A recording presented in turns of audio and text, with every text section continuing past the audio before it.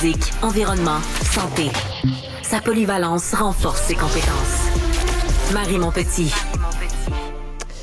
Cette semaine est décédé Milan Kundera. On en discute avec Philippe Laurent, étudiant à la maîtrise en sociologie. Bonjour Philippe. Bonjour. L'insoutenable légèreté de l'être, entre Absolument. autres. Il y a plusieurs livres importants comme L'immortalité, entre autres. Il y en a plusieurs autres. Donc Milan Kundera, qui était-ce? C'était un écrivain d'origine tchèque qui a été naturalisé français. Et qui a quand même vécu assez longtemps. Là. Il est décédé hier déjà. Ça faisait plus d'une vingtaine d'années qu'on ne l'entendait plus nulle part, qu'il n'écrivait plus. Mais il était toujours en vie et on sait par son ami François Ricard, qui était notamment l'un des spécialistes les plus importants de son œuvre et qui était un Québécois. François Ricard qui est décédé il y a un peu plus d'un an, si je me souviens bien, et qui était justement professeur de littérature à McGill et qui était proche de Milan Kundera. Et qui disait qu'il suivait l'actualité québécoise. Pourquoi?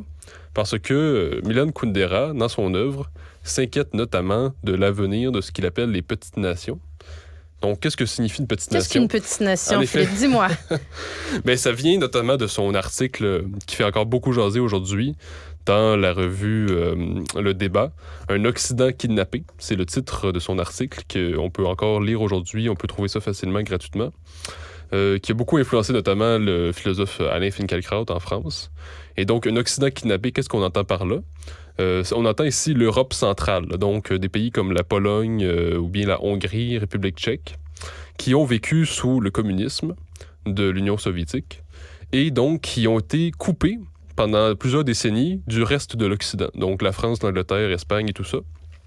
Donc, ces gens-là n'avaient pas accès à ce qui se passait dans les autres pays parce que, bon, il y avait pas accès. C'est le communisme empêchait de sortir de ces pays-là.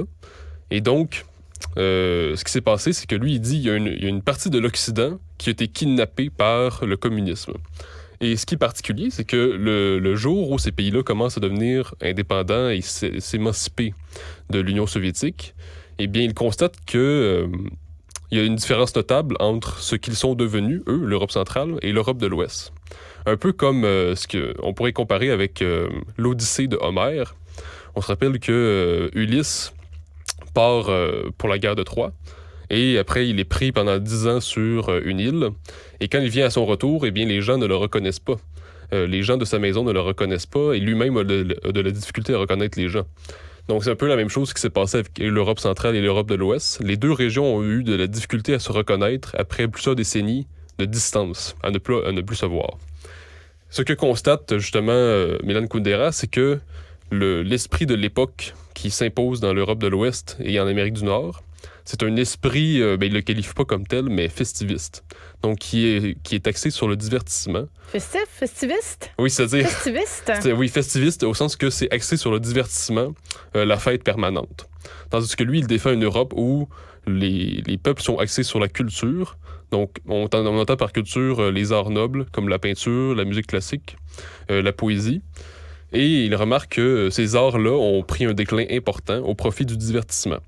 Donc, il voit là quelque chose d'assez grave, parce que pour lui, il y a une mort de la culture, carrément. Et en réponse à ça, il nous dit qu'il faut défendre la culture des petites nations. Les petites nations, c'est le contraire des empires. Les empires, qu'est-ce que c'est? C'est les cultures qui sont certaines d'avoir un lendemain et qui imposent de culture au reste du monde et aux régions avoisinantes. Par exemple, les États-Unis, qui américanisent le reste du monde. La Russie a les nations qui sont autour sont des nations satellites. La Chine est un empire également. Donc, ces empires-là n'ont pas à craindre pour leur culture dans les prochaines décennies à venir. Au contraire, ils imposent leur culture aux régions voisines. Ouais, c'est ça. Tandis que la petite nation, c'est celle qui est toujours vulnérable et qui ne sait pas de quoi le lendemain sera fait, qui ne sait pas si elle verra le jour demain. Donc, d'ailleurs, il cite notamment l'hymne de la Pologne qui dit « La Pologne n'a pas encore péri, elle est encore là ». Autrement dit, les Polonais sont conscients qu'ils peuvent mourir, qu'ils sont un peuple mortel, et ils sont contents de pouvoir vivre pour le moment. Donc, une petite nation sait qu'elle est vulnérable et qu'elle peut tomber dans le néant. Comme le Québec, par ailleurs. Et c'est pourquoi Milan Kundera avait un intérêt pour le Québec. Et c'est pourquoi, notamment, les Français ont aujourd'hui un intérêt pour Milan Kundera, et ça depuis plusieurs années. Parce que la France est passée d'une grande nation à, de plus en plus, une puissance moyenne qui, culturellement, devient de plus en plus une petite nation. la culture française devient de plus en plus vulnérable. Elle ne s'impose plus autant au reste du monde qu'autrefois. Donc, l'œuvre de Kundera nous permet de mieux penser le phénomène qui a lieu. Sinon, qu'est-ce qu'il y a d'autre dans l'œuvre de Kundera? Eh bien, Un Occident kidnappé, c'est un article qui a fait beaucoup réagir. Dans des livres comme L'insoutenable légèreté de l'être ou L'ignorance, il nous parle de l'esprit totalitaire. Parce que lui, justement, il a connu le communisme. Donc, il sait ce que c'est que de ne pas avoir de droits et d'être sous un climat qui est toxique, qui est étouffant.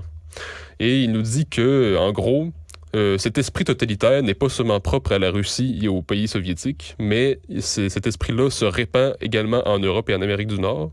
Non pas que nous ne sommes plus en démocratie, mais l'esprit d'accusation demeure, l'esprit du procès demeure. Donc, autrement dit, aujourd'hui, c'est la cancel culture. C'est justement cette culture du bannissement, cette tendance à toujours pointer du doigt un groupe ou quelqu'un pour dire qu'il est le bouc émissaire à tous les problèmes. Donc, lui, il dénonçait cette espèce d'esprit totalitaire qui veut toujours enfermer dans des cases. Puis, au contraire, dans ses livres, il montrait toute la complexité de l'âme humaine et de ses sentiments. Ouais, je sais pas si tu l'as déjà lu. Oui, non, absolument.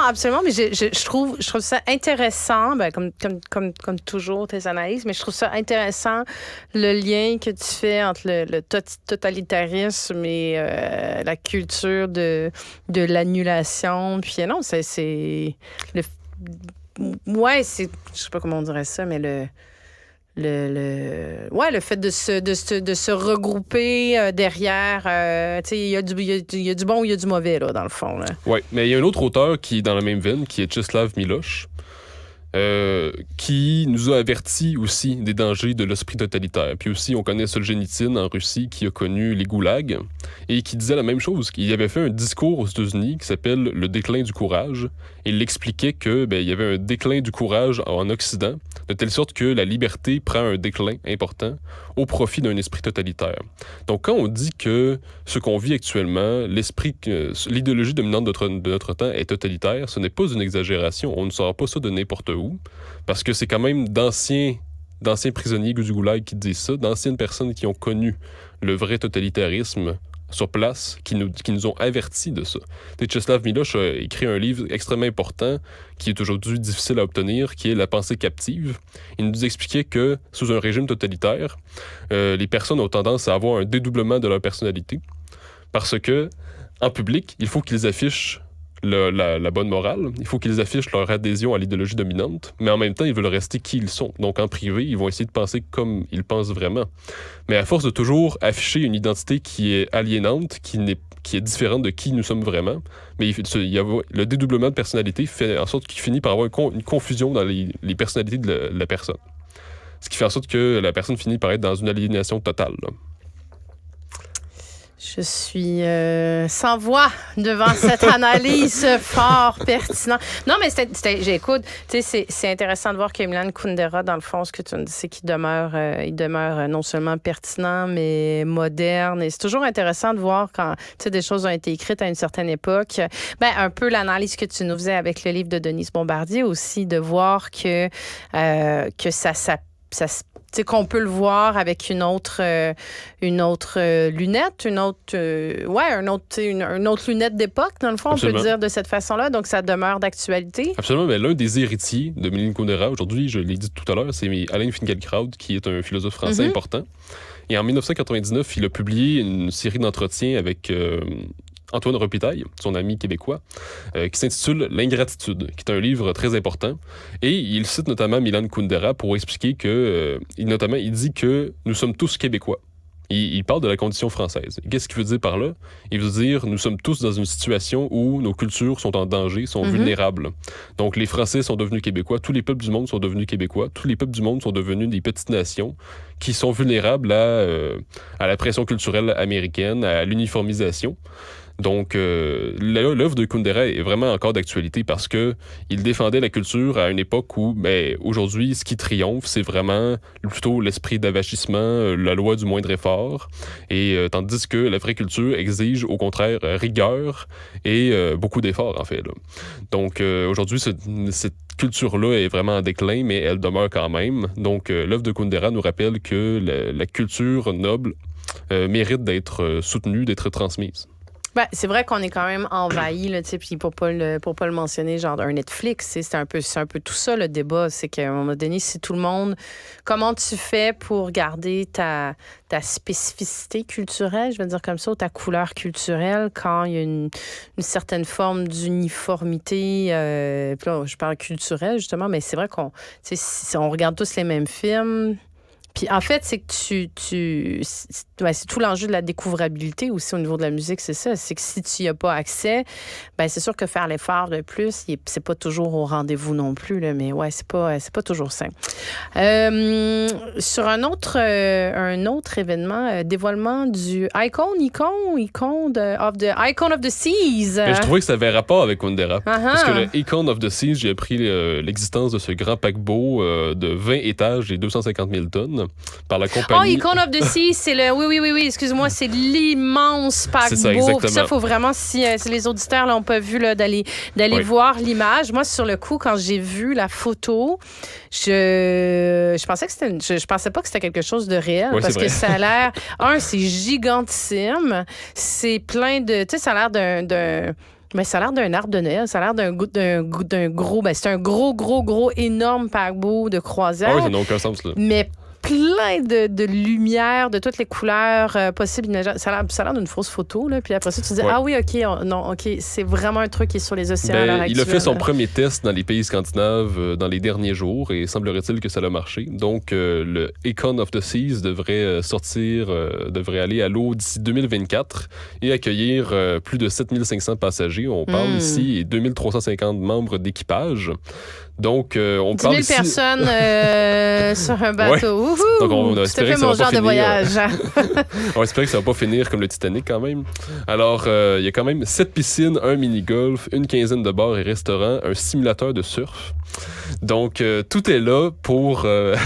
comment dire, c'est vraiment... Tu sais juste ça, comment c'est... Attends, je suis sur un bateau de croisière sur l'océan, mais sur mon bateau de croisière, je vais simuler que je fais du surf. Absolument. Alors que je suis entourée d'eau. Tu sais, c'est quand même complètement paradoxal. Oui, mais c'est pour être sûr de garder la sécurité, j'imagine. Mais... Oui, mais si tu veux faire du surf, va pas sur un bateau de croisière. Absolument, je sais pas, oui, absolument. Mais là, cette nouvelle-là, pour moi, est vraiment révélatrice de toute la pertinence de l'œuvre de Kundera, parce que justement, il nous avertissait du divertissement, à quel point ça allait devenir fou. Puis là, on est là, parce que là, on a un gros paquebot de 20 étages. Puis là, on nous dit que ça va pas être trop polluant, parce que c'est par gaz naturel. Mais quand même, 20 étages, 250 000 tonnes, je suis pas certain que ça va être si environnementaliste que ça. Mais mais déjà, attends, excuse-moi, puis là, tu sais, je veux dire, on fera une chronique environnementale, si tu veux, ça aurait beau marcher à l'énergie solaire, si vous voulez, là. À partir du moment où tu as un paquebot qui fait 20 étages et qui se promène dans un océan, ben ça touche la question, c'est la biodiversité. C'est pas vrai là, que ça se fait sans conséquences puis sans impact pour l'environnement. Mais c'est pour ça que je trouve, il y a quelque chose de l'ordre de... On se dirait que c'est comme les gens qui vont aller là, je me demande, est-ce qu'ils sont dans un esprit un peu fataliste? Ils se disent, bon, ben voilà, comme Xavier Dolan, ils se disent, le monde brûle. Je m'en vais dans mon chalet avec mes amis, regardez le monde brûler. Je te dis que cette phrase-là va être réutilisée beaucoup. Oui, c'est ça. Ben là, je pense que peut-être ces gens-là se disent, bon, ben regardez, il n'y a plus rien à faire. Donc, moi, je vais aller sur mon bateau, profiter de la vie avec mes enfants. Puis voilà, je m'en fous. J'ai plus à faire d'efforts. On n'a plus à faire aucun effort on n'a plus de responsabilité pour l'avenir. Alors qu'on sait très bien que si on prend la question environnementale au sérieux, en fait, on ne se dirige pas vers l'apocalypse ou la fin du monde. Il n'y aura jamais d'apocalypse comme tel. Mais il y aura des problèmes qui vont se multiplier et nous avons toujours une responsabilité vis-à-vis de la postérité. Donc, sachant cela, je pense qu'il y a quelque chose d'indécent dans cette espèce de grand paquebot gigantesque. Il y a quelque chose de ridicule aussi, parce que c'est comme l'espèce de grand parc aquatique, justement, avec plein de restaurants et bars. Donc, c'est comme le lieu de la débauche, si on veut. Donc, quelque chose de très peu rationnel là-dedans. Je dis pas qu'il faut pas... Il faut pas faire la fête, il faut pas s'amuser dans la vie. Mais là-dedans, il y a quelque chose pour moi qui relève de quelque chose d'assez décadent, finalement. Là. Ah non, mais indécence étant, de toute façon, moi, je vois... Puis là, écoute, t'as vu, tu sais ça, tu l'as noté, là, les billets sont vendus entre 1 000 et 94 000 $. Absolument. Hein? Une petite somme dérisoire pour aller faire un voyage. Mais en tout cas, moi, je veux dire, l'idée d'aller me ramasser avec 10 000 personnes sur un bateau. Déjà, avec 2 000 personnes sur un bateau, je le ferais pas, là. Mais 10 000 personnes, mais t'as raison qu'il y a quelque chose de complètement indécent, insouciant, de se dire, là, je sais pas si ça s'applique, mais justement, après moi, le déluge, puis j'abdique sur la lutte au changement, l'adaptation au changement climatique, puis ça me concerne pas, puis je vais aller festoyer sur mon bateau de 20 étages, de 250 000 tonnes. Écoute, je pense que ça ressemble à ça, là. Mais notre contemporain est plus capable de voir la vie autrement que par le biais du divertissement. Alors que, justement, l'esprit de l'Europe, c'est ça que défendait Milan Kundera, c'est que la France et l'Europe, c'est le lieu de la culture. Donc, c'est le lieu où il y a un certain art du raffinement. Mais bon, sur ce paquebot-là, on n'est pas dans le raffinement. Je m'en ai dit, ils vont trouver ça bien raffiné quand le bateau de croisière va venir accoster à Venise, dans le port. Oui, c'est ça. Mais non, mais il y a ça aussi, là, l'espèce de pollution visuelle. Puis les gens Absolument. Tu sais, ces gens-là, là, les 7500 passagers, puis tes 2300 membres de l'équipage, là, je pense pas qu'ils vont être captifs sur le bateau de croisière non plus. Là. T'imagines-tu 10 000 personnes qui débarquent dans un port X dans une ville? Ouais, ça peut être quelque chose quand même. Mais pour moi, c'est le format américain. Tandis que on n'a plus la subtilité européenne. C'est comme le format de Dallas même. Everything is bigger. It's bigger in Dallas. Là, c'est comme jusqu'où tu peux repousser le mauvais goût pour que ce soit encore plus gros, plus mais gros. C'est ça. Plus moi, gros, je plus trouve gros, que ça là. va vraiment beaucoup trop loin. Puis je vois pas où est-ce qu'on s'en va. Puis on sait très bien aussi que dans peu de temps, il va commencer à avoir le tourisme spatial. Puis ça aussi, ça va être très polluant. Donc, pourquoi on est toujours dans l'idée qu'il faut lutter contre les changements climatiques, mais les mêmes qui disent ça, les mêmes milliardaires qui disent qu'ils veulent lutter contre les changements climatiques vont également lancer leur initiative de grand paquebot puis de tourisme spatial, là, qui est très polluant.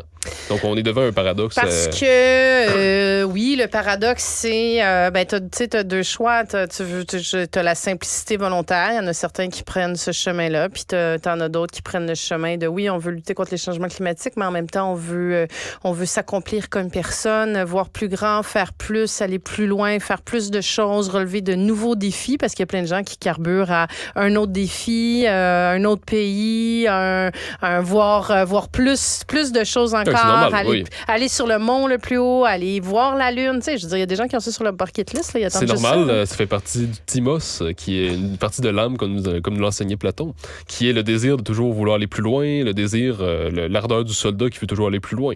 Donc, c'est normal que l'homme veut découvrir, inventer, mais de là à tout détruire, là, on a un vrai problème, je pense. Là. Philippe Laurent, étudiant la maîtrise en sociologie. Merci. Merci.